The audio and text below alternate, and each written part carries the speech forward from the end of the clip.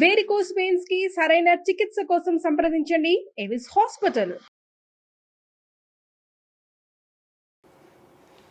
నమస్తే రమ్మగారు. నమస్తే చే రమ్మగారు, మంచి తమాషా కథ ఏదైనా ఉంటే ఒకటి చెప్పండి. పల్లెటూరు కథ చెప్తాము. ఓకే. పూర్వం ఒక పల్లెటూరులోనట ఒక రైతుకి 2-3 పిల్లలు ఉండేవాళ్ళు. అయితే వాళ్ళలో ఆఖరి వాడి పేరు సోములు. సోములు. అయితే ఈ సోములు ఏంటంటే వీడు చాలా తెలివైనవాడు, ధైర్య సాహసాలు ఉన్నవాడు. కానీ వాడు తన తెలివిని తన సాహసాన్ని ఎప్పుడూ ప్రదర్శించేవాడు కాదు. నిండుకుండా వీడి సంగతి ఎవరికీ తెలియదు అనేవాళ్ళు. అయితే ఓసారి వాళ్ళ పొలంలో నాట్లేస్తున్నారు. నాట్లేస్తుంటే వాళ్ళ నాన్న ఇంటి నుంచి అన్నం తెమ్మన్నాడు. అంటే మన పొలంలో నాట్లేస్తే ఫ్రెండ్స్ 5-6 10 కలిసి వేశారనుకో, వీళ్ళందరికీ అన్నం పెట్టే పూచి మందనమాట. అదే మన వైపు కంటే ఇది కొంచెము ఈ తిరుపతి చుట్టుపక్కల ఊళ్ళల్లో బాగా కనపడుతుంది. ఆ వైపు చిత్తూరు ఆ ప్రాంతాల్లో ఏంటంటే ఒకళ్ళకొకళ్ళు సాయాలు వెళ్తాం అన్నమాట. ఒకళ్ళకొకళ్ళు సాయం వెళ్తారు. మీ పొలంలో ఇవాళ పని చేస్తాం, మా పొలంలో రేపు పని చేస్తాం. ఎవరి పొలంలో పని చేస్తున్నారో వాళ్ళు ఆ పూటకి సంకటేయటం. ఓకే. అది బాగా కనిపిస్తుంది. ఆ కథల్లో కూడా భలే కనిపిస్తాయి. ఆయన పేరు నామిని సుబ్రహ్మణ్యం నాయుడు గారి కథల్లో బాగా కనిపిస్తాయి. ఈ కుర్రాడు ఏం చేశాడు, అంబలి గాయించుకుని వాళ్ళ అమ్మతోటి అంబలి దుత్త పుచ్చుకొస్తుంటే పొలంలో ఏదో చిన్న చెట్టు వేరు కాలికి తగులుకుని ముందుకు పడ్డాడు. పడేసరికల్లా మా అంబలి దుత్త పగిలిపోయింది. వాళ్ళ నాన్న చెడతిట్టాడు. మని నిండుకుండా అంటే కుండ పగలేసావు నువ్వు, ఇంత పనికి మాలిన వాడివి, ఓ మాట లేదు మంతి లేదు, ఓ ఇది లేదు అది లేదు, నీకేముందో నీకే తెలీదు అని ఏదో తెగదిట్టి పో ఇంట్లో నుంచి, నీ బతుకు నువ్వు బతుకు, ఇక నేను నిన్ను పోషించలేను, బంగారం అంటే కుండ పగలగొట్టావు, కుండెడు అంబలి పగలగొట్టేసావు, పడబోసేసావు, ఇప్పుడు మళ్ళీ చేయించాలని తిట్టాడు. తిట్టేసరికల్లా సోములు అన్నాడు, ఇన్ని మాటలు పడి నేను మాత్రం ఎందుకుంటాను నాన్న, నాకు ఒక మంచిది ఇనప గద ఉక్కు గద చేయించివు, అది ఇవ్వు చాలు, నా బతుకు నేను బతుకుతా, నీ జోలికి నేను రానన్నాడు. వాళ్ళ నాన్న ఏం చేశాడు, ఒక అరమణుగుతోటి ఇనుముతోటి ఒక గద చేయించాడు. వీడు దాన్ని పళక్కమని విరిచేశాడు. ఓ ఇది గట్టిగా లేదు, ఇంకా గట్టిది కావాలన్నాడు. ఒక మణుగు పెట్టి చేయించాడు. ఆ మణుగుది విరిచేశాడు, ఉంచేశాడు దాన్ని. తర్వాత 2 మణుగులు పెట్టి మంచి ఉక్కు గద ఒకటి చేయించి ఇచ్చాడు. ఇస్తే ఆ గదని వీడు గట్టిగా నొక్కితే వంకర పోయింది, కానీ పర్వాలేదులే ఇది పనికొస్తుంది, ఇది వాడుకుంటాను నేను అన్నాడు. ఆ గదని చేత్తో పుచ్చుకొని తన దారిని తను పోయాడు. ఆ కాలంలో పిల్లల్ని ఇట్లా వదిలిపెట్టేసేవాళ్ళు. వాడు బతుకుతాడు, ఫలానా వాళ్ళ అబ్బాయి నేను చెప్తాడు, తర్వాత ఎప్పుడు వచ్చి కనపడతాడు నాన్నకి. ఈ 25 ఏళ్ళు వచ్చినా మనమే వెనకాల పడి అమ్మా నాన్న అన్నం చూసి చిక్కుడుకాయ కూర ఇష్టం, వంకాయ వేపుడు ఇష్టం అంటా లేవు పాతకాలంలో. నాకు తెలిసిన కాలంలో కూడా పిల్లల్ని పనిలో పెట్టి వదిలేసేవాళ్ళు, ఊరికే మంచి చెడ్డ కనుక్కునేవాళ్ళు, కాచి కాపాడ్డా లేవు అసలు.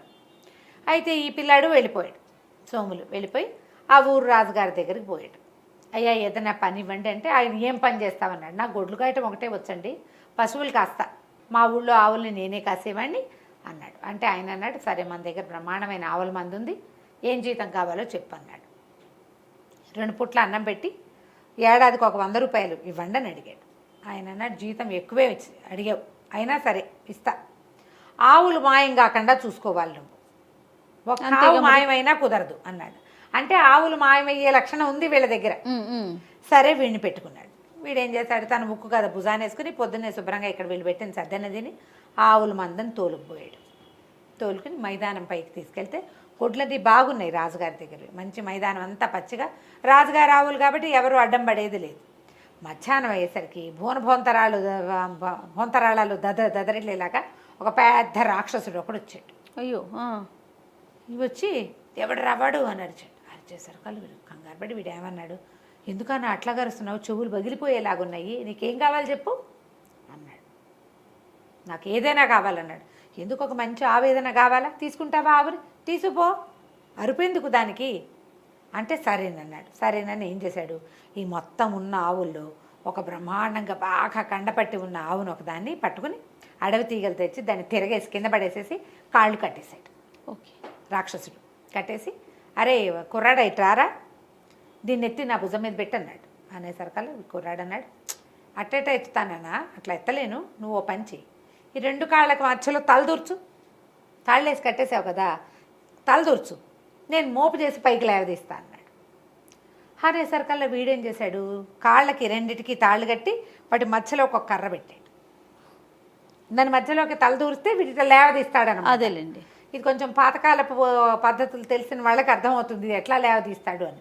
వీడేం చేశాడు, రాక్షసుడు ఇట్లా వంగి ఆ కర్రకిను ఆవుకి మధ్యలోకి ఇట్లా తలదూర్చంగానే మనవాడు ఏం చేశాడు, ఆ వంచుతూ ఉండగానే ఉక్కు కాదు ఉందిగా వీడి దగ్గర పెట్టి పడేయాలి మన తలకాయ పగలు కొట్టేశాడు. వాడు వంగాడు, చేతులు అవి ఏమి వాడు స్వాధీనంలో ఉండవు. మనుషులు వంగినప్పుడు ఎట్లా స్వాధీనంలో ఉంటుంది. అవును అవును. అక్కడి నుంచి తలకాయ కొట్టేసి పటా నడ్డి మీద దెబ్బలు కొట్టేశాడు.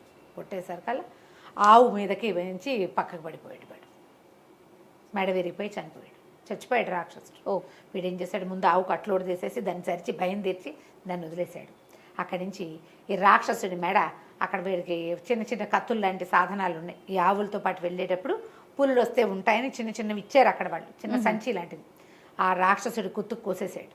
ఆ కుత్తుకని తీసుకెళ్ళి మెడని తీసుకుపోయి తలని చెట్ల గుబురులో దాచిపెట్టాడు.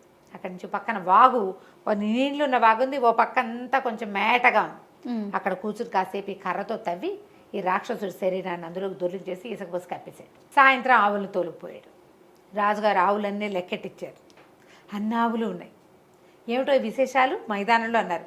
ఏమున్నాయండి, చక్కటి పచ్చికుంది, ఆవులు హాయిగా మేసాయి, ఇంకేముంది విశేషం అన్నాడు సోములు. ఇంకేం విశేషాలు లేవా అని అడిగాడు రాజుగారు. ఏమి లేవండి అన్నాడు. ఇదేనండి విశేషం, ఇంకేముంటాయండి అన్నాడు. అనగానే నేను ఆశ్చర్యపోయాడు. సరే ఊరుకున్నారు. మర్నాడు మళ్ళీ ఆవులను తోలుకుపోయాడు మనవాడు. అన్నం తిన్నాడు, చక్కగా ఆవులను తోలుకెళ్తే మధ్యాహ్నానికల్లా రెండో రాక్షసుడు వచ్చేసాడు. వాడు అన్న, మా తమ్ముడేట్రా ఏం చేసావురా అంటే, నేనేం చేశానన్నా, ఆవును మెడబెట్టి పట్టి పంపించాను, నాకేం తెలుసు అంటే, సరే నేను కూడా ఆవును పట్టుకెళ్తాను. పట్టుకెళ్ళని సేమ్ మెథడ్. ఆ ఆవు రెండు కాళ్ళు ముందు వెనకాల కట్టేసి మధ్యలో ఒక కర్ర దూర్చి తల అందులో పెట్టే లోపల వీడు వెనకాల నుంచి కొట్టేశాడు. ఈ రాక్షసుడు తలకాయ కూడా దాచేశాడు. బాడీ తీసుకెళ్ళి బాగులో దోసేశాడు. సాయంకాలం మళ్ళీ రాజుగారి దగ్గరికి పోయాడు. పశువులకి వెళ్ళంగానే లెక్కెట్టారు, చూసుకున్నారు. ఏమిటి విశేషాలంటే, ఏమున్నాయండి, ఇవాళ మబ్బేసిందండి, అట్టే ఎండలేదు, ఓ జల్లు పడుతుందేమోనని కూడా అనిపించిందండి, అదేనండి విశేషం అన్నాడు.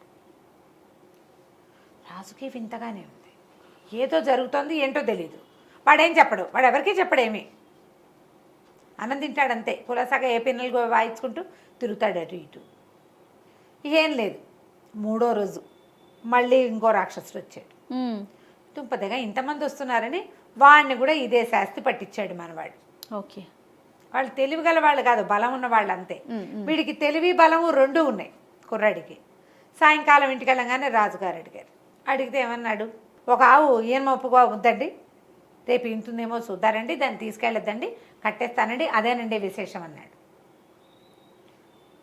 నాలుగో రోజు ఒక ముసిలి రాక్షసి వచ్చింది వీళ్ళ దగ్గరికి, ఈ కుర్రాడి దగ్గరికి. ఏర్రా నా ముగ్గురు కొడుకులు ఏమైపోయారా, కనపట్టలేదు, నువ్వే ఏదో చేసావు వాళ్ళని అనేసి మీద పడింది. అది బక్కగా ఉంది, కానీ రాక్షసి పళ్ళు గిళ్ళు భయంకరంగా ఉన్నాయి, మిడిగుడ్లు. అక్కడి నుంచి మనవాడు ఏం చేశాడు, ఆ మీద పడింది అన్నది మీద పడుతుంటే పక్కకు తప్పుకుని కింద పడేలాగా చేశాడు. తన ముక్కు గద పెట్టి ఆ మూసలు దాన్ని కాళ్ళు విరగొట్టేశాడు. అది దిబోమని ఏడ్చింది. ఒరే నాయన, కాళ్ళు విరిగి నేనేం చేస్తాను రా, ఇక్కడ పడి ఉంటా మైదానంలో, డేగలు గ్రాబందులు పీక్కుతుంటే చంపేయరా, నన్ను చంపేయరా అంటే, నేను చంపేను, అసలు మీరేం చేస్తున్నారు ఇంతకాలంగా, ముగ్గురు వచ్చారు, నువ్వు నాలుగో దానివి అంటే, అదేమంది, ఒరే మేము ఆవులను పట్టుకెళ్ళిపోయి తినేస్తాను రా, మా దగ్గర బోల్డ్ అంత డబ్బు ఉంది, రోజుకు ఒక ఆవు కావాలి మా నలుగురికి, మైదానంలోకి ఏ గొడ్డు వస్తే ఆ గొడ్ల నుంచి ఒక మందల నుంచి ఒక దాన్ని పట్టుకెళ్ళిపోతాము, రాజుగారు ఎంతమందినో మార్చాడు కానీ మేము గొడ్లను వీళ్ళు కాకపోతే ఇంకోళ్ళు వస్తారు, మా గుంపులోంచి తీసుకెళ్ళడం సులువు, ఒక్క ఆవు అయితే దాని వెనకాల పడాలి, అవును, పైగా అది వచ్చేస్తుంది అని చెప్పింది. చెప్పేసరికల్లా సరే ఏమంది, కాళ్ళు వేరు కొట్టేసావు, నన్ను చంపేయి అంటే, ఊరికే ఎందుకు చంపుతాను నేను అన్నాడు. వాళ్ళు నన్ను చంపుతారని భయంతో చంపేశాను వాళ్ళని, నువ్వు నన్నేం చేయలేవు, ముసలిదానివి, నీ కాళ్ళేమో విరిగిపోయినాయి అనగానే, బాబు నీ పుణ్యం ఉంటుంది, ఇలా ముందుకెళ్ళు, అక్కడ పెద్ద గుహ ఉంది, గుహ తలుపు తీసుకుని లోపలికి వెళ్తే ఓ పెట్టి నిండా బంగారం, ఓ పెట్టి నిండా వెండి ఉందిరా, కావాలంటే అవి తెచ్చుకో, ఇంకా అక్కడ ఎవ్వరు లేరు, మేము నలుగురం అయిపోయాం కదా, నన్ను చంపేయి అంటే ఆ ముసలిదాన్ని కూడా కుత్తు కోసేసి దాచేశాడు. ముసలమ్మని బాడీ ఏమో వాగులోకి తోసేసి మట్టి పోసేసాడు, తలకాయని తీసిపోయి ఆ చెట్ల బుర్రలో దాచేశాడు. 4 తలలు ఉన్నాయి అక్కడ. వీడేం చేశాడు, వెండి బంగారం పోయి 2 పెట్టెల్లో ఉన్న వెండి బంగారం తెచ్చుకున్నాడు. ఇట్లా వెండి బంగారం తెచ్చుకున్నవాడు ఎవరికి చెప్పకుండా ఉంటాడా, ఎవరో ఒకళ్ళకి చెప్పేయాలి, చచ్చిపోతారు లేకపోతే. అవునవును, వాడు ఎవరితోటి మాట్లాడలే, చెప్పలా. 5-6 రోజుల తర్వాత వీడు ఒక రోజు ఆవుల్ని తోలుకుని ఇంటికి వెళ్ళేసరికల్లా రాజుగారికి కనపడడానికి వెళ్తే ఎవరు రాజుగారి దేవుడిలో వాకిట్లో ఆయన లేడు. సాయంత్రం ఆవులు వచ్చే వేళకి ఆయన నుంచునేవాడు, వాళ్ళు లేడు. లోపల నుంచి ఏడుపులు పెడబబ్బులు వినిపిస్తున్నాయి. పరిగెత్తుకుంటూ లోపలికి వెళ్ళాడు. ఏమైందండి అంటే, ఒకడు 3 కన్నుల రాక్షసుడు ఇంకోడు ఉన్నట్టు ఆ ఊరికి రెండో వైపు. ఓహో. వాడు రాజకుమారిని ఎత్తుకుపోయాడు. వాడు ఏం చెప్పాడు, మీ వంటవాడికి ఇచ్చి రాజకుమారిని పంపించు, లేకపోతే నేను మీ మొత్తం ఊరి మీద పడి విరుచుకు తింటానన్నాడు. ఇక ఏమీ చేయలేక ఇచ్చి పంపించాం. వంటవాడు రాజకుమారి పోయారు వాడి వెనకాల పడి. వంటవాడిని ఎందుకు పంపమన్నాడో తెలియదు, వండించుకోవడానికేమో మరి బహుశా రాజకుమారినే వండిస్తాడా ఏం వండిస్తాడో తెలియదు. అక్కడి నుంచి కుర్రాడు అన్నాడు, సరేలే నేను చూస్తానని ఓ పక్క నుంచి బయలుదేరాడు. ఎక్కడున్నాడు, 3 కన్నుల రాక్షసుడు ఒకడున్నాడు. వాడి కోసమని ఉత్తరం వైపు గుహల వైపుకు వెళ్ళాడు. వెళ్ళేసరికల్లా బాగా వెళ్తే ఒక పెద్ద గుహ ఉంది. ఆ రాక్షసుడు ఆ గుమ్మలో కూర్చుని ఉన్నాడు. యువతల ఒక బండ మీద రాకుమారి కూర్చుని ఏడుస్తుంది. వంటవాడు మాత్రం రాజకుమారిని అక్కడి దాకా తీసుకుపోయి వీడు ఒక బండ వెనకాల దాక్కుని చూస్తున్నాడు. ఆ 3 తలల రాక్షసుడు చూసేసరికల్లా వీడు ఈ మన సోముల దగ్గరికి వెళ్ళాడు. వీడి దగ్గర ఉక్కు గద ఉంది కదా, ఆ గదతోటి దగ్గరికి వెళ్ళాడు. వెళ్ళేసరికల్లా వాడన్నాడు, ఎవడరా నువ్వెందుకు వచ్చావు, నాకు వంట ఉండేవాడు చాలు, నువ్వు అక్కర్లేదు, నువ్వు పశువులు కాసేవాడిలాగా ఉన్నావు అనేసరికల్లా వీడేం చేశాడు, ఈ ఉక్కు గద కాస్త వాడి మొహం మీద విసిరేసాడు.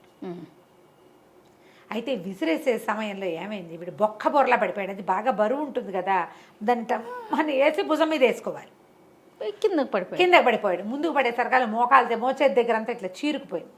రాకుమార్తె గబగబా పరిగెత్తుకుంటూ వచ్చి వీడెవడో తనని రక్షించడానికి వచ్చాడని పమిడి కొంగు పర్రను జించి చేతికి కట్టుకట్టింది. ఈ మొహానికి దెబ్బ తగిలేసరికల్లా రాక్షసుడు కాస్త ఢామని వెలకిలబడ్డాడు. మొహాన్ని తగిలేసింది, ఇట్లా పడిపోయాడు. పడేసరికల్లా ఇవి ఏం చేశాడు, ఈ చేతి కట్టుకట్టించుకుని పరిగెత్తుకుంటూ వెళ్ళి తన గద ఎక్కడుందో తెచ్చి వాడి మొహం మీద చిత కొట్టేశాడు. ఒక చోట దెబ్బ తగిలిన చోటే మళ్ళీ కొట్టాలి, కొత్త చోట కొట్టకూడదు. ఎక్కడ దెబ్బ తగిలిందో అక్కడే కొట్టాలి. ఒక 5-6 దెబ్బలు తగిలేసరికల్లా రాక్షసుడు కాస్త చచ్చిపోయాడు. కుర్రాడు ఏం చేశాడు, ముక్కు గద భుజాన్ని వేసుకుని వంటవాడికి అమ్మాయి గారిని ఇంటికి తీసుకుపో, మరి నేను పడుకుంటాను, నాకు నిద్ర వచ్చేస్తోంది, పొద్దునుంచి ఎండలో ఉన్నాను అని చెప్పి వెళ్ళిపోయాడు. వాడికి రాకుమార్తె వ్యవహారం వాడికి ఏం అక్కర్లా, పని చేశాడు వెళ్ళిపోయాడు అంతే. వాడి పనులన్నీ అలాగే ఉంటాయి. అక్కడి నుంచి వంటవాడు ఏం చేశాడు, రాజకుమార్తెను వెంట తీసుకెళ్ళి ఏం చెప్పాడు రాజుగారికి. వాడికి ఏమర్థమైంది, సోములకి రాజకుమార్తె కావాలి, తనకు బహుమతి కావాలి, ఆ గోళలు లేవు. వాడు చెప్పడు. ఆ రోజు రాజుగారు ఏం ప్రకటించారంటే, 3 కళ్ళ రాక్షసు నుంచి నా పిల్లని ఎవరు రక్షిస్తాడో వాళ్ళకి నా పిల్లని ఇచ్చి పెళ్లి చేస్తానన్నాడు. ఓహో. వీడది వినలేదు, వాడికి ఆసక్తి లేదా సోములకి, వాడు పోయాడు. ఈ వంటవాడు ఏం చేశాడు, నేనే రాక్షసుని చంపేశానండి అని చెప్పాడు రాజుగారికి. రాకుమార్తెని లోపల తీసుకువెళ్ళిపోయి సేద తీర్చారు. ఆవిడకేదో అన్నం పెట్టి పడుకోబెట్టారు. వంటవాడేమో రాజుగారితో మాట్లాడాడు. అక్కడ రాజకుమార్తె లేదు. పొద్దున్న లేచేసరికల్లా వంటవాడితో మీకు పెళ్ళండి, రాకుమార్తెని పెళ్లి చేస్తానన్నాడుగా తండ్రి, ఎవరు రక్షిస్తారో వాళ్ళకి పెళ్లి చేస్తా, నేను రక్షించాను కాబట్టి పెళ్లి చేసేయండి అనగానే రాజుగారు మరి అన్నమాటకి కట్టుబడి వాడే తీసుకుపోయాడు 3 కళ్ళ రాక్షసుడి దగ్గరికి. వాడే అక్కడి నుంచి మోసుకొచ్చాడు వెనక్కి. సో వాడితో కాబట్టి ఇక పెళ్లి చేయాల్సిందేనని నిశ్చయించుకున్నారు. మర్నాడు పొద్దున అమ్మాయి గారి పెళ్లి అని అనౌన్స్ చేశారు. అక్కడి నుంచి రాజకుమార్తె ఏమో ఈ పని మనిషికి ఎవరికో చెప్పింది, కొంగు ఎందుకు చిరిపోయింది అమ్మగారు అని అడిగితే అదేనే ఆ కుర్రాడు ఒకడు నన్ను రక్షించాడు కదా, వాడి చేతికి కట్టానే అనేసరికల్లా ఈ చెలికెత్తపోయి వాడి దగ్గర చూసింది. వాడి చేతులకి గాయాలు లేవు, ఏమీ లేవు, చేతికి కట్టానంది ఆవిడే, ఇక్కడ కాదనమాట అని. అమ్మాయి ఏం చేసింది, మెల్లిగా దాని ప్రిన్సెస్లో అందరికీ ప్రచారం చేయటం మొదలెట్టింది. వీడు కాదు ఇంకోటి ఎవడో ఉన్నాడు, వాడి చేతికి దెబ్బ తగిలిందిట, రాకుమార్తె కట్టుకట్టిందిట, కొంగేమో చిరుగుంది, పర్రుని ఈ చివరి నుంచి ఆ చివరి దాకా చిరిగిందంటే వాడి చేయి సన్నచెయ్యి అయి ఉండదు, వాడెవడో బలశాలి, వంటవాడికి ఏం బలం ఉంటుంది, వంట చేసుకుంటాడు బోడిమొహం అని ఇలా చెప్తోంది. వీడికి వంటవాడి దిలాస ఏంటి, వాడు నిద్రపోతానని వెళ్ళిపోయాడంటే వాడికి లక్ష్యం లేదు. పైగా పశువుల కాపరి కంటే వంటవాడు నయం కాదు కొంచెం, కాబట్టి నాకే ఇచ్చి పెళ్లి చేస్తారనుకున్నాడు. అక్కడి నుంచి రాజు కాసేపటికి మొత్తాన్ని మధ్యాహ్నానికి ఎవరికైతే ఈ పిల్లనిచ్చి పెళ్లి చేయబోతున్నారో వాడు రక్షించిన వాడు కాదు అనేది తెలిసిపోయింది. ఒక చెలికత్తి వచ్చి వీడు కాదట కదండి, కానీ వాడితోటే మీ పెళ్లి చేస్తున్నారండి అని చెప్పింది. రాకుమార్తె హుటాహుటని పరిగెత్తింది తండ్రి దగ్గరికి. నాన్న వీడు కాదు, మా అబ్బాయికి దెబ్బ తగిలింది, వాడెవడో నాకు తెలియదు, వాడు ఎత్తుగా ఉన్నాడు, బలంగా ఉన్నాడు, దెబ్బ తగిలింది మోచేకిందంతా ఇదంతా దొక్కిపోయింది. నేను నా చీర కొంగు కట్టాను. వాడెవడో కనుక్కో, వాడికిచ్చి నన్ను పిలిచి వాడు నన్ను రక్షించింది. నేను చూస్తుండగానే గద పెట్టి కొట్టాడు వాడిని. ఓకే. వీడు ఊరికే నన్ను తీసుకొచ్చాడు నాన్న, తెచ్చిన వాడికి ఇచ్చి పెళ్లి చేస్తానని కాదు కదా నువ్వు చెప్పింది. వాడేమంటాడు, వాడు నేనే తీసుకొచ్చా కదా అంటాడు. తీసుకొచ్చిన వాడు కాదు, రాక్షసుడిని ఎవడు చంపాడో వాడికి ఇచ్చి కాపాడినవాడు అనేసరికల్లా అప్పుడు అసలు ఎవరు ఈ దారిన వెళ్ళారు అని వాడిని ఎంత అడిగినా వంటవాడు చెప్పలేదు. నేనేనంటాడు. రాకుమార్తె కాదంటుంది. అక్కడి నుంచి ఎవరు వచ్చారు, ఎవరు వెళ్ళారు, అసలు ఈ దారి వెంబడి వెళ్ళిన వాళ్ళు ఎవరు అని ఎంక్వైరీ చేసేసరికల్లా ఒక 5-6 చెప్పారు. పశువులు కాచే సోములు ఇటు వెళ్ళాడు. వాడి భుజం మీద ఒక ఉక్కు గద ఉంది. ఈ పిల్ల చెప్పింది గద ఉంది వాడి దగ్గర అని. అక్కడి నుంచి ఈయన కబురు చేసి ఆ సోములు వచ్చాడు. సోములు రాగానే ఈ పిల్ల ఈ అబ్బాయి నన్ను రక్షించిందని చెప్పేసింది రాకుమార్తె. ఆయన రాజుగారు అడిగాడు, ఏమిట్రా నాయన నువ్వే చేసావు అంటే, అవునండి. మరి చెప్పలేదు ఏమిట్రా? ఏముందంటే అందులో చెప్పడానికి, అందులో పెద్ద మ్యాటర్ ఏముంది? అమ్మాయి గారిని తీసుకుపోయాడు, పిల్లని పెళ్లి చేసుకుంటాడో చంపేసి వంట చేయించుకుంటాడో తెలీదు. మన దగ్గర గద ఉంది, ఓడగొట్టాను, పడ్డాడు, చచ్చిపోయాడు. పెళ్ళి ఇంటికి చేరేదిగా, ఇక మీకు చెప్పేందుకేముంది ఇందులో ఊరని అనేసరికి ఇదేమిట్రా, మరి ఇంతకుముందు కూడా ఏమైనా ఇలాంటివి జరిగాయంటే, జరగకేమండి బోళ్ళు జరిగాయి. 3 రాక్షసుల్ని వాళ్ళ అమ్మని చంపారు, అక్కడ పెట్టాను కావాలంటే చూసుకోండి అన్నాడు. అక్కడి నుంచి నాకు వెండి బంగారం 2 పెట్టెలు ఏంటంటే ఆ రాజ్యానికి సరిపడా సంపద అది. ఓహో, మా ఇంట్లో ఉన్నాయండి అన్నాడు. మరి నువ్వు ఎందుకురా పశు వృత్తి చేస్తుంటే, నా పని అదే కదండి, నాకు అదే వచ్చు, అందుకని నేను అదే చేస్తున్నాను. రాజుగారు ఆశ్చర్యపడి, నిండుకుండంటే ఇదే ఇట్లాగా? వాడికి డబ్బులు వచ్చినా వాడు తన పని మానలా, అంతే. ఎవ్వరికీ చెప్పాల, తనంత సాహసకార్యం చేసినా చెప్పలేదు. కనీసం రాజుగారికి వీడిని నేను చంపా, ఇదిగో మీ పిల్ల అని కూడా అప్పచెప్పల. అమ్మాయి సేఫ్గా వెళ్ళింది, నాకు అంతే చాలు అన్నాడు. రాజుగారు చాలా సంతోషించి ఆ సోముల్ని తన అల్లుడిని చేసుకున్నాడు. సోములు వాళ్ళ నాన్న ఆశ్చర్యపోయాడు, అప్రయోజకుడు అనుకుంటే వీడు ఇంత ప్రయోజకుడు అయ్యాడు అని. తర్వాత ఆ రాజ్యానికి రాజు అయ్యాడు. కథ కంచికి మనం ఇంటికి. సూపర్ అండి. నమస్తే. నమస్తే.